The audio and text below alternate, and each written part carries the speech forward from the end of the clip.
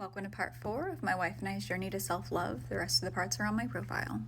So, therapy. A lot of people get terrified at just hearing the word, no, that's not for me. And that's honestly how I felt a year ago.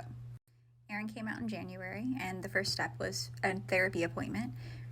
She chose an LGBTQ plus clinic in Orlando called Spectrum, and she brought me along. It was a therapy appointment that lasted about an hour, and we both sat there and just talked about what was going on, and we had already learned about the informed consent laws for getting on hormones, which basically means that we believe what a trans person says is in their mind, and then the condition of gender dysphoria is allowed to be treated, and it happens much quicker this way.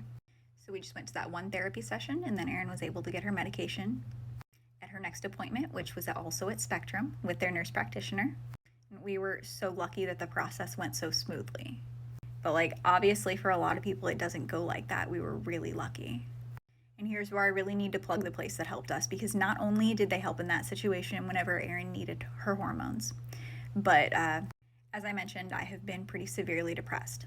And after that initial therapy appointment, the gears started kind of turning in my head, wait a second, this lady was really nice.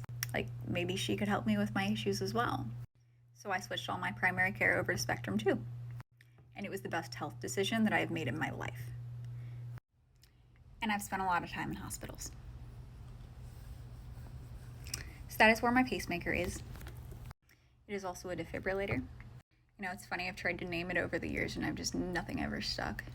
It's never had to go off. It is a defibrillator, so it's never had to shock me, but it is there because of conditions that I've had. After having Stella, our daughter, we found out that I could not have more kids because my heart acted up. I ended up with cardiomyopathy, and honestly, it was a huge shock to me at the time. I became really depressed afterwards. Whenever I was a kid, I used to tell my mom, I want to have a bunch of kids, and I want to open a shelter for kids, and I just want kids all around me. But honestly, at this point, it doesn't really matter to me or Erin, really, where life goes at this point, as long as we're just together and trying our best to be happy. We grieved for a little bit that we won't be having more biological kids, but we're so lucky and so happy that we do have our one child, that even though she does have her other moms, they're so open with us, and it's just a really great situation.